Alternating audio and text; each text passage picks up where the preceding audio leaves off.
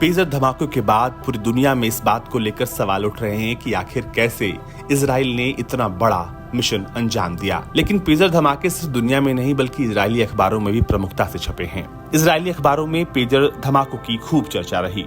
आपको बताते हैं कि आखिर इजराइल के लोग पेजर धमाकों को लेकर क्या सोचते हैं। ये है 65 साल के इरेज गोल्डमैन।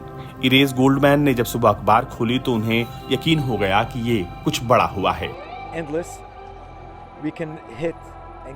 मुझे लगता है कि इजराइल ने फिर से अपने आप को साबित किया है और वो कर दिखाया है जिसकी कल्पना कोई नहीं कर सकता था। हमने मारा है और हम अपने दुश्मन को कभी भी मार सकते हैं। लेकिन समस्या ये है कि वो कभी समझने को तैयार नहीं है। वो कभी समझेंगे नहीं और इजराइल के खिलाफ, इजराइल को बर्बाद करने के लिए अपने एजेंडे पर लगातार काम करते रहेंगे। मुझे उम्मीद है कि इजरायली गवर्नमेंट ऐसे ही सरप्राइज अटैक्स करती रहेगी और अपने दुश्मनों को चौंकाती रहेगी जब तक ये स्थिति खत्म ना हो जाए, क्योंकि बिना जंग के वो खत्म नहीं होंगे। जेरूसलम के कैफे में भी इन पेजर धमाकों की खूब चर्चा हुई। जेरूसलम में हर व्यक्ति इस पेजर धमाके की बात कर रहा था। जेरूसलम के निवासी 36 साल के शनी हदाद कहते हैं, हमें लगता है कि हम साल भर से जंग में हैं और हम 70 सालों से जंग में। हम बहुत लंबे समय से इन सब चीजों के खत्म होने का इंतजार कर रहे हैं और हम यही हैं और हम इंतजार कर रहे हैं कि कब ये सब कुछ खत्म होगा। इजराइल को तब तक लड़ना चाहिए और बहादुरी से लड़ना चाहिए जब तक ये सब कुछ शांत न हो जाए, ताकि हमारे बच्चे हमारी तरह नहीं बल्कि एक बेहतर जिंदगी पा सकें। हम आपको जब ये खबर बता रहे हैं तब पेजर धमाकों से मारे जाने वालों की संख्या 12 तक पहुंच गई है और तकरीबन 3000 लोग लेबनान में इससे जख्मी हुए हैं। आपको बता दें कि लेबनान में हिजबुल्लाह के तमाम लड़ाके पेजर का इस्तेमाल करते थे और अब पेजर के इस्तेमाल को लेकर अलग अलग तरह की थ्योरीज आ रही हैं। कहा जा रहा है कि पेजर्स के भीतर इजराइल ने विस्फोटक लगा दिए थे, जिसके बाद उसने एक साथ कई पेजर्स को अपना निशाना बनाया। अब फिलहाल हिजबुल्लाह बदला लेने की बात कर रहा है।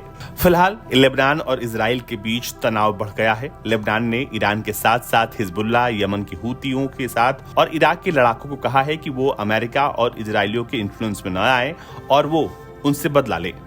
इन धमाकों के बाद तेल अवीव में काम कर रहे सॉफ्टवेयर इंजीनियर योआव टॉगरमैन लेवी कहते हैं,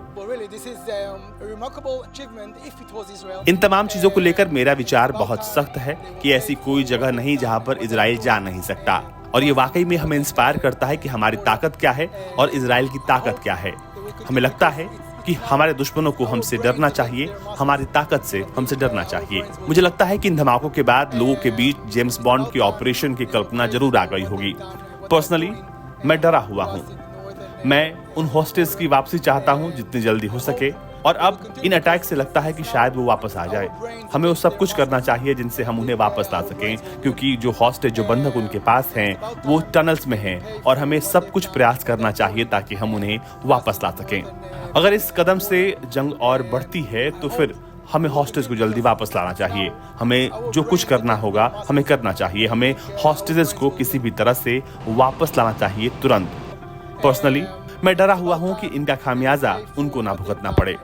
इजराइल के लोग मानते हैं कि उन्होंने हिजबुल्लाह को काफी कड़ा जवाब दिया है।